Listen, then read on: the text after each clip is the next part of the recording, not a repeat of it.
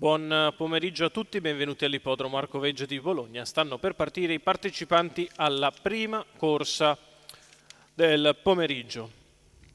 È la prima batteria della finale del trofeo Gentleman for Life, sono i 9 cavalli al via. Ricordiamo che i primi 5 gentleman qualificati andranno in finale.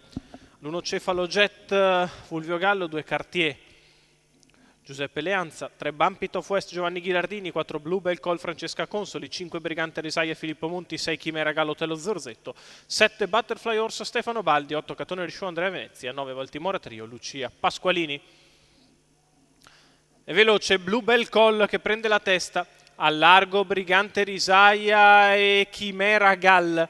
Brigante Risaia che scende lungo i birilli, Chimera Gall al suo esterno, poi Bluebell Call.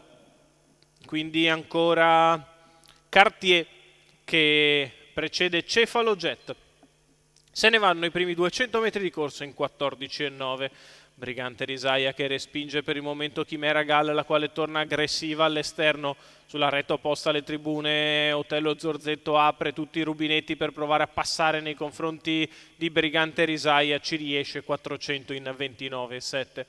Chimera Gall è passata al comando nei confronti di Brigante Risaia che non ha retto il parziale, poi Bluebell Call, quarta posizione sempre per Cartier che precede Cefalo Jet, mentre di fuori c'è Bumpit of West che si porta in scia Butterfly Horse, Catone Risciò alla retroguardia Baltimora Trio.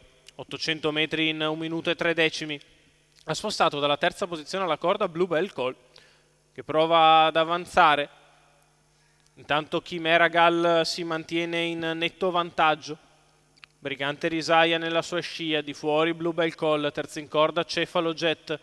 Quindi Cartier guadagna posizioni di dentro Catone Risciò. La mossa in mezzo alla pista da parte di Butterfly Horse che spara il parziale a 500 metri dalla conclusione, prova ad aggirare il gruppo. Tanto Brigante Risaia è fermo, è scavalcato da Bluebell Call, si muove Cefalo Jet in anticipo su Butterfly Horse. I due cercano di portarsi su Chimera Gall che ha nettamente rallentato l'andatura. Va Cefalo Jet all'attacco di Chimera Gall, si infila di dentro Bluebell Call, poi Butterfly Horse, è passato Cefalo Jet a 100 contro 1, vince con Fulvio Gallo che esulta, al secondo posto è Chimera Gall, al terzo finisce Butterfly Horse, poi Bluebell Call e quindi dovrebbe essere Catone Risciò ad aver preso il quinto, ma bisogna andarla a rivedere. La vittoria di Cefalo Jet Fulvio Gallo per il training di Roberto Faticoni, colori della scuderia Tex, la vittoria del numero 1, l'ultimo del campo al betting, 100 contro 1, Cefalo Jet che si impone nettamente con Fulvio Gallo che esulta. Al secondo posto andiamo a vedere i qualificati per la finale.